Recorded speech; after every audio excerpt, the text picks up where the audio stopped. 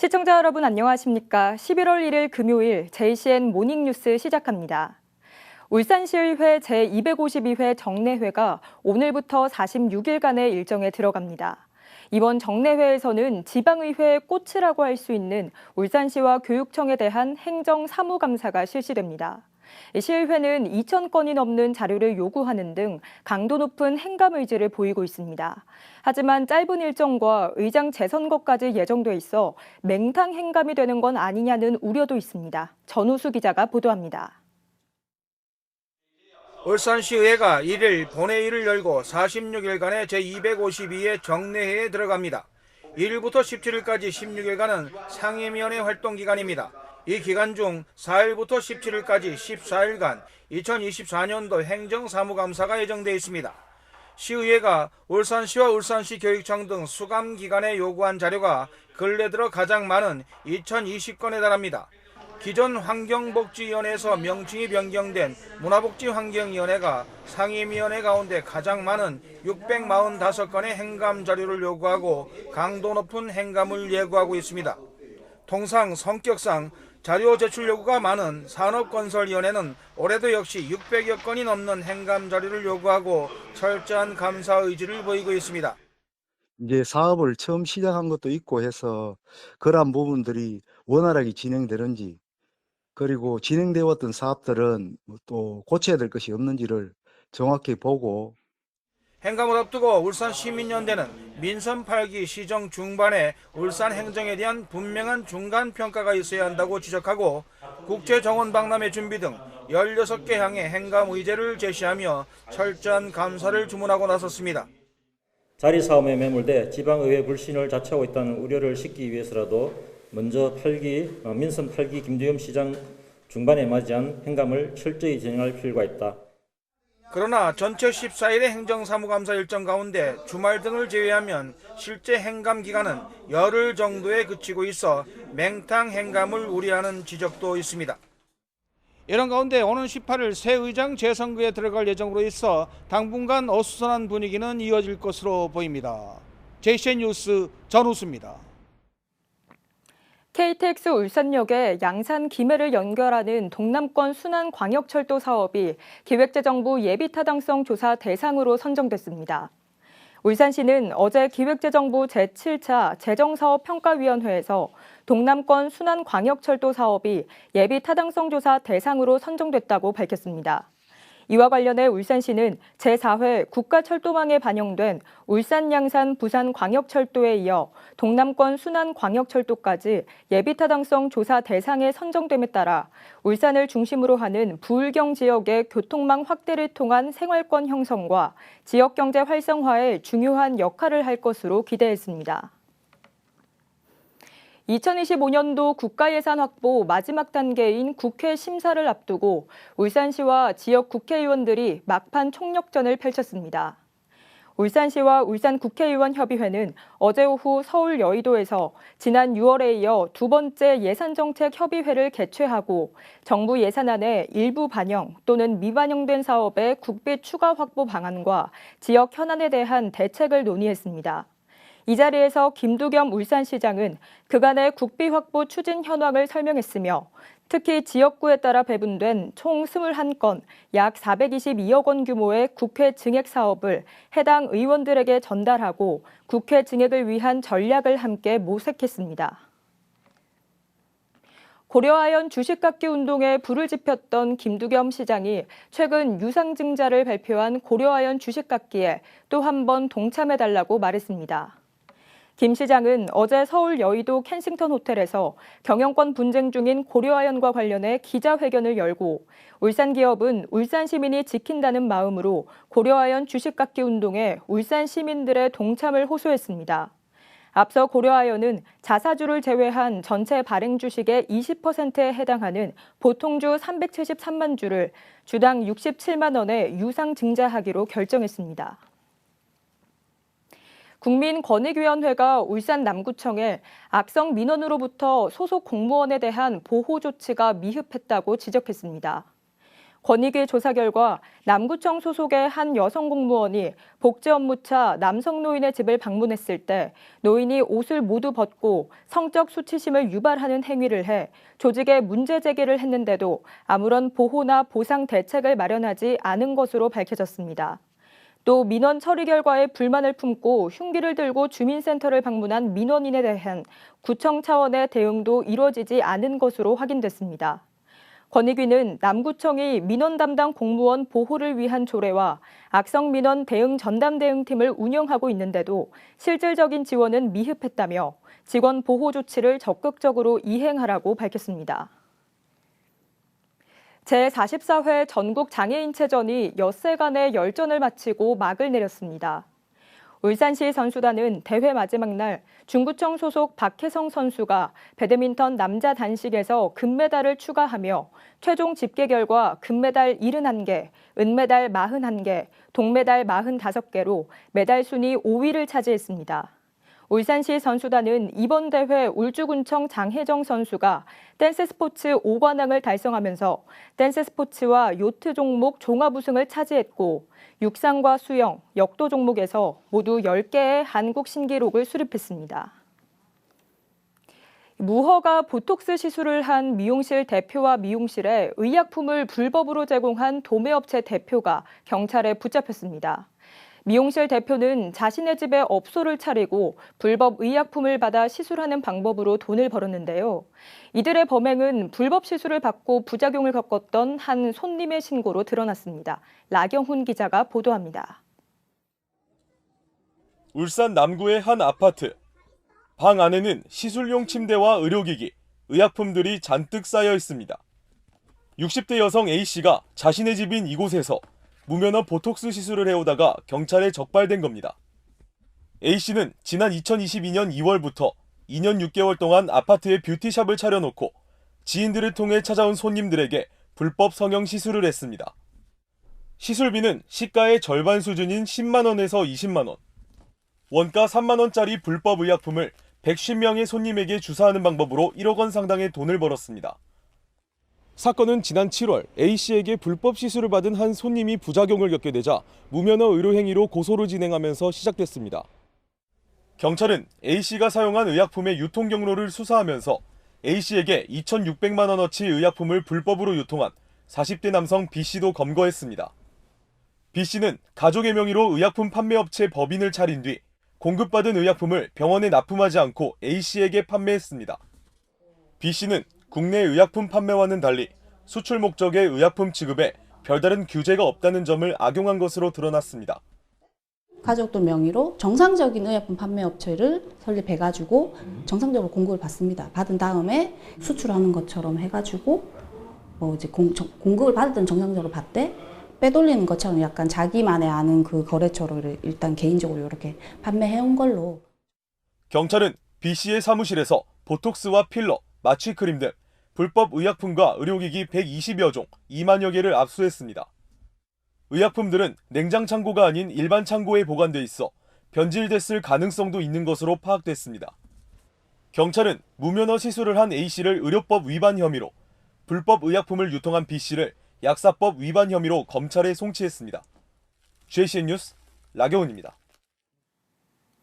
국민의힘 박성민 국회의원은 중소벤처기업부 산하 소상공인 시장진흥공단의 소상공인 온라인 판로 지원 사업이 긍정적 성과를 거두고 있다며 지속적인 지원을 요구했습니다. 박성민 의원은 소상공인 시장진흥공단에서 제출받은 자료를 인용해 소상공인을 대상으로 한 맞춤형 온라인 판로 지원이 지난해보다 23%나 늘었고 실제 지원받은 소상공인도 3만 9천 명에 달하는 등 당초 목표를 넘어섰다고 밝혔습니다. 박 의원은 변화하는 유통 환경에 소상공인들이 적응할 수 있도록 정부 차원의 적극적인 지원 노력이 더욱 중요한 시점이라고 강조했습니다. 울주군 범서읍 천상리 주민들이 울산시의 시내버스 노선체계 개편에 반발하며 대책 마련을 촉구했습니다. 천상리 이장단 협의회와 주민들은 어제 울주군청 프레스센터에서 기자회견을 열고 123번 시내버스 노선을 폐지하지 말아달라고 호소했는데도 결국 123번 노선 폐지를 강행했다고 주장했습니다. 이와 함께 울산시는 123번 시내버스 노선을 즉각 복원하고 울주군민을 무시하는 밀어붙이기식 행정을 중단하라고 말했습니다. 울주군이 고속도로를 이용해 출퇴근하는 주민들에게 통행료를 지원하는 내용을 담은 조례 시행규칙 제정안을 입법 예고합니다. 앞서 울주군은 지난 9월 울주군 고속도로 통행료 지원 조례를 제정했습니다. 울주군은 내년 3월부터 울주군 고속도로 통행료 홈페이지를 개설해 통행료 지원을 시행할 계획으로 오는 20일까지 의견 수렴을 거친 뒤 조례규칙 심사를 거쳐 시행규칙 제정을 마무리할 방침입니다. 울산시는 어제 시청 중회의실에서 울산 스마트 관광도시 조성사업 고도화 2단계 사업 착수 보고회를 갖고 향후 사업 방향과 발전 계획에 대한 의견을 공유했습니다. 스마트 관광도시 조성 사업은 첨단 정보통신 기술을 활용해 실시간 맞춤형 관광 서비스를 제공하고 관광산업 구조의 혁신, 빅데이터 분석 등으로 고부가가치를 창출하는 것을 목표로 하고 있습니다. 울산시는 2022년에 문체부 공모사업에 선정돼 지난해 6월 서비스 구축을 완료하고 올해 5월 1단계 고도화를 마쳤으며 2단계 고도화는 올해 12월까지 완료할 계획입니다. 민선 8기 울산시정 후반기 역점 사업으로 추진 중인 울부심 생활플러스 사업 중간성과 보고회가 어제 시청 국제회의실에서 열렸습니다. 울부심 생활플러스 사업은 울산시가 그동안 중점적으로 추진해왔던 산업과 문화의 축에 시민 생활을 더해 시민들의 자부심을 높이기 위해 울산시가 추진하는 사업입니다. 어제 열린 중간보고회에서는 3대 분야 15개 사업으로 3년간 총 454억 원의 예산을 투입해 추진 중인 관련 사업별 추진 성과를 공유하고 향후 계획과 발전 방안에 대해 논의했습니다. 노인 인구 1000만 시대가 열리며 버스기사의 고령화도 시작됐습니다. 울산에선 30대 미만인 버스기사가 전 연령대에서 가장 크게 줄었고 60세 이상인 기사는 유일하게 증가했습니다. 새롭게 버스 운송 자격증을 취득하는 사람도 매년 줄고 있어 인력 이탈에 대한 우려의 목소리가 나옵니다. 전동훈 기자입니다. 울산의 한 공영차고지. 젊은 기사보단 비교적 나이가 있는 기사들이 더 많이 눈에 띕니다. 30대 버스기사인 이 씨는 신규 채용자가 본인보다 더 나이가 많을 때도 있는 등 젊은 기사가 줄었다는 걸 느낍니다. 젊은 분들은 저 들어올 때보다 좀 많이 준 건 확실해요. 개인적으로 일을 하고 터치를 안 받으려고 하다 보니까 보통 안 들어오려고 하는 것 같아요. 이게 또 사람을 상대하고 하다 보니까 또 힘든 부분도 많고요. 실무자의 체감은 통계로도 드러납니다. 울산 버스 운송자의 나이대를 보면 60세 미만 기사의 비율은 모두 감소했고 그중 30세 미만이 5년 전에 비해 19%가 감소해 가장 크게 줄었습니다. 반면 60세 이상은 5년 전에 비해 57%가 증가했습니다. 한 60대 버스 기사는 60세 이상이 늘어나는 이유를 비교적 늦은 정년에서 찾습니다. 지금 버스 업계에서 63세까지 정년이 늘어났기 때문에 60세 이상이 지금 근무를 많이 하고 있습니다. 10명에 60세 이상이 아마 한 34. 문제는 새롭게 버스 운송 자격증을 취득하는 사람은 점점 더 줄고 있다는 겁니다. 2019년 1000명대를 유지하던 신규 취득자는 지난 6월 기준 3분의 1 토막이 났습니다. 버스 기사의 고령화는 이루어지고 있고 신규 충원은 줄다 보니 버스 회사 입장에선 기존 인력 이탈을 막기 위해 고민할 수밖에 없습니다. 막상 경험을 해보시고 나서는 그 기대에 못 미치는 것 같습니다. 그래서 이직하시는 경향이 많이 보이고요. 그래서 그런 부분에 대해서 전문가들이 빠져나가는 부분이기 때문에 많이 아쉽습니다. 회사에서는. 지난 7월 기준 65세 이상 주민등록 인구가 1000만 명을 넘기면서 이르면 내년 대한민국이 초고령 사회에 진입할 거란 전망이 나오고 있는 상황. 한국의 고령화 현상이 심화하면서 산업 현장 곳곳도 영향을 받고 있습니다. JCN 뉴스 전동훈입니다. 울주군 대대 일반산업단지 조성을 위한 토지 보상이 시작됐습니다. 울산도시공사는 울주군 웅촌면 대대리 일원에 조성 중인 대대 일반산업단지 조성을 위한 토지 감정평가가 마무리돼 연말까지 보상금 지급을 완료할 계획이라고 밝혔습니다. 대대 일반산업단지는 울산도시공사가 전체 800억 원을 투입해 회야 하수처리장 인근 마을 주민의 정주 여건 개선을 위한 이주단지와 인근 기업 수요에 대응하는 산업단지 조성을 목적으로 추진 중입니다. 울산도시공사는 주민 편의를 위해 웅촌면 행정복지센터 2층에 사무실을 차리고 보상 업무에 들어갔습니다. KT의 키즈 서비스 키즈랜드에서 진행한 어린이 작가 공모전과 어린이 상상 워크숍이 성황리에 마무리됐습니다. 특히 마지막 날인 10월 30일에는 어린이 환우 지원센터인 양산시 RMHC 하우스에서 볼로냐 국제아동 도서전 수상자인 이경국 작가의 진행으로 어린이 상상 워크숍 행사가 열렸습니다.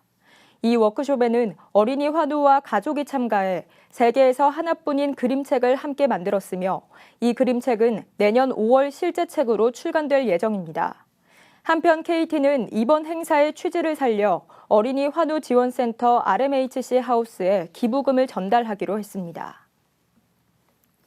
울산시 교육청이 내일부터 이틀간 울산과학관과 울산교육연구정보원 일원에서 2024 울산과학정보 축전을 개최합니다. 이번 행사는 과학과 정보의 만남, 미래를 디자인하다를 주제로 환경체험과 교사교류회 등 다양한 프로그램과 함께 체험형 공간 139개가 운영됩니다.